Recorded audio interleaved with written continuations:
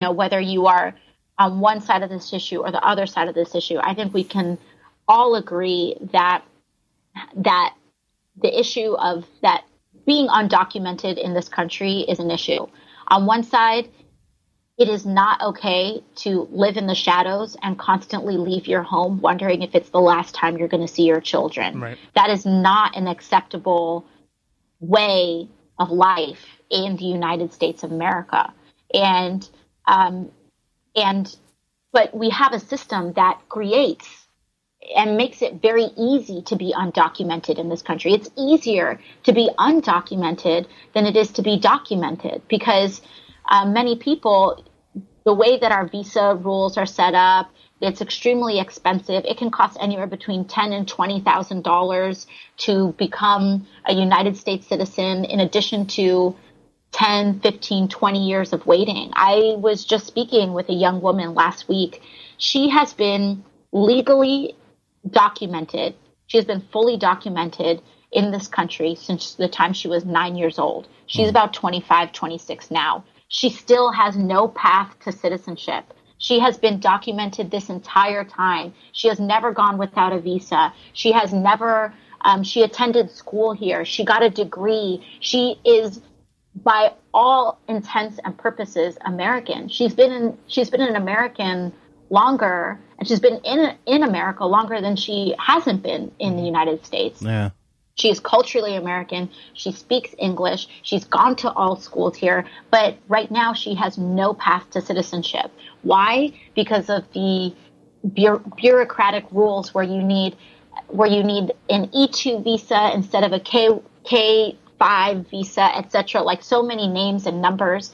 And the rules aren't clearly set. And so when I asked her, I said, if you could change our immigration system in any way, what would it be? And she said, I would love it. I would love for the rule to be that if you are a documented immigrant in the United States of America for 5 years with no criminal record, then you can start on a path to citizenship. Yeah. What do you guys think about that? I like that, actually. Yeah, that makes sense to me. I mean, doesn't that sound kind of fair? Yeah. Yeah, it's crazy the way that we treat our immigrants here. Right. I mean, and 5 years is that sounds like I think it's a fair amount of time. That's a long enough time to prove a lot of things in 5 years. Yeah. So yeah, I think that sounds great. Yeah, and the thing that I thought was so common sense about it, and I'm very driven by policies that sound so common sense that people ask, isn't that how it is? Yeah. Isn't that how it should be? Right. I really keep my eye and my ears to the ground when I talk to people for these really common sense ideas that we really should have had the whole time. And what I thought was so great about this young woman's response and that answer was that so many people think that that's how our immigration system already works. Right. So many people think that the way it works is that if you immigrate here legally on a documented path and that you don't commit any crimes and you start leading a productive life for, 5-6 years, that you start on your path to citizenship. Everybody thinks that that's how it works. Mm-hmm. It's not how it works, but it certainly sounds like that's how it should work. Right. Yeah. So why don't we just conform it to what people's expectations are instead of trying to do something super out of the box? Why don't we just make the system as common sense as possible?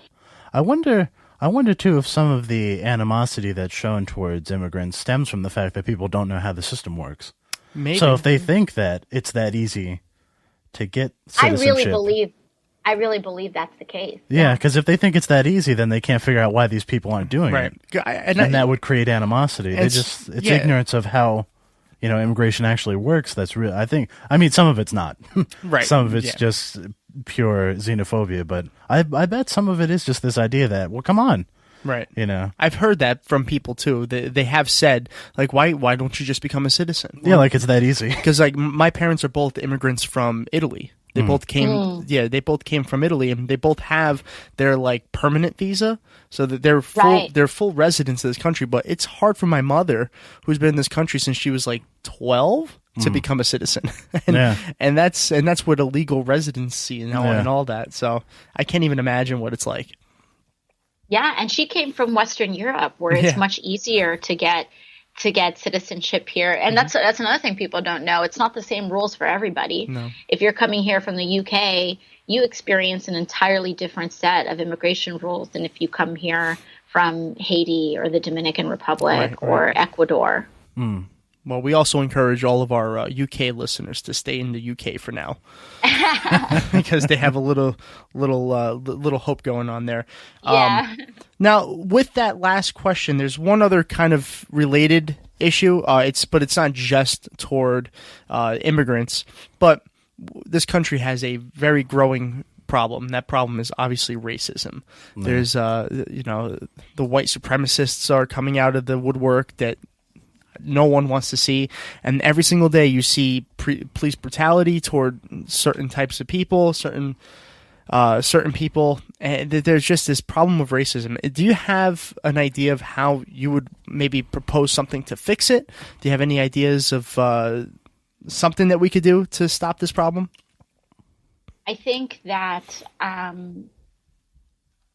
when it comes to this issue, it's not about taking a stand against hate, actually. I think you have to really advance the goals and the aims of mutual love with people. And I know that sounds like very woo-woo, but but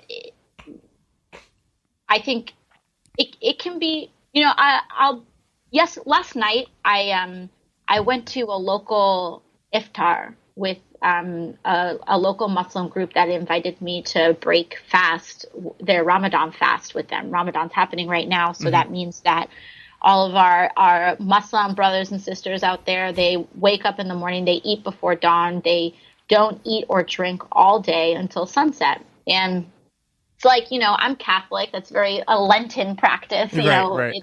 It's the idea of fasting and the idea of going through a more contemplative time to deepen your spiritual practice is very common. And it was just one of those moments where, I'll be completely honest, I wasn't expecting this, but on the way there, because of the tensions that have been going on in the country and the world lately, the thought did cross my mind and saying, what if someone tries to do something at this thing, at such a peaceful event? And even posting about it on social media, I had to think of the thought of how am I going to react if someone tries to, say something negative or untoward about just going to an iftar, which is basically dinner time, with the Muslim community here. And I think that what we really need to do in response is that we really need to make it our business to reach out to our neighbors and actually educate ourselves on each other, and I think doing those things is much more important than it may seem, because that was just how I felt yesterday. I can't even imagine the fear that must come with walking around in a hijab every day, wondering, when you wear your faith, how you may feel walking into every new environment that you may encounter during the day. And I think that it's important for us to really reach out and educate ourselves, and partake with other communities. And we also need to redraw a lot. We have to really redraw a lot of battle lines when it comes to these issues. For example, with criminal justice reform, I happen to be Latina. My family's Puerto Rican, and I lived in the Bronx during the very intense era of stop and frisk in New York City. And we also have Rikers Prison is in my district, and this thing is a living, breathing human rights violation. And New York City announced that they were going to shut it down on a 10-year plan, But I don't know if 10 years is good enough. This thing is really, are we really going to accept what we know happens at Rikers Island for another 10 years? And when I talk about redrawing the battle lines, it's that standing up for basic human rights, the basic protections of due process, is not a stand against the men and women in law enforcement. Right. Yeah. In fact, we're all on the same side because we're all here in the pursuit of justice. And our penal system does not meet the standard of justice. Mm-hmm. And when we're all working on that same goal, we need to call out these violations when they happen. And I may come from a community of color. I have cousins that have been in the penal system, but I also have families that are that are NYPD. I'm the goddaughter of an Irish police officer. Mm-hmm. I really understand that these issues, at the end of the day, a lot of these battle lines and a lot of these lines are artificial. When it is possible to fight to make sure that a police officer's pension isn't compromised by a corporate entity, and fight for due process for people of color in this country. Like, they aren't opposite sides of the coin, and we really need to call out people that think that saying something like Black Lives Matter means that some other lives don't matter. Right. We need to really call out those false equivalencies. Yeah. Absolutely. But I really appreciate everything. Like, it's hard for me to put into words. Like I said before, it's very refreshing to hear somebody who is running for Congress with these views that obviously cares for people, not corporations. It's extremely great, and we're very thankful for all of that. We want to thank you for coming on the show, but before we end the interview, plug everything that you can. Tell everybody where they can go to donate, where they can find out more information and all of that good stuff. Of course. So Ocasio 2018, that is going to be everything. Ocasio2018.com. You can follow me on Twitter at Ocasio 2018.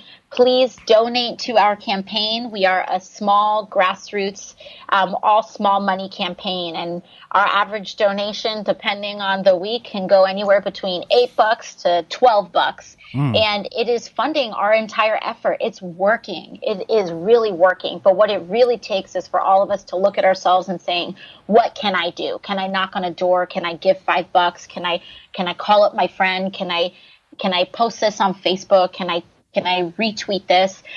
It takes all of us. And so follow us, donate. Our first canvassing event, I don't know when you guys are posting this, but our first canvassing event is this Saturday. And you can get more information on that on social media at Ocasio 2018. But follow us and support brand new Congress and Justice Democrats, because it is likely that they may be fielding a brand new congressional candidate in your state as well. We actually just launched our first Pennsylvania candidate this Monday. Oh, nice. Last name was Perry? Yep, Paul Perry. Yeah, Paul Perry. Yeah, as soon as I saw that, I think as soon as it got launched, I followed him on Twitter. It's exciting because we're obviously from Pennsylvania, so it's exciting to see someone even closer. It just gives us a little bit of extra hope. Yeah. This episode will actually get posted on Friday. So for anybody who is listening, it's the event's tomorrow. Yeah. So the event's tomorrow. Doesn't matter if you haven't had any experience before. We'll give you a buddy, but you can bring a buddy too, and we'll train you. We'll give you coffee and donuts and get you excited and ready to go. That's awesome. That's awesome. I wish we were a little closer. I think that would be something that we'd both go to. Yeah. But yeah, like I said, thank you so much for coming on the show. We definitely would love to have you come back on, as your campaign progresses. Yeah, absolutely. All right, great. We'll be back in just a short little break. When we do come back, we will, continue on. Yeah. Thank you guys so much. Thank you for having me. Thank you so much.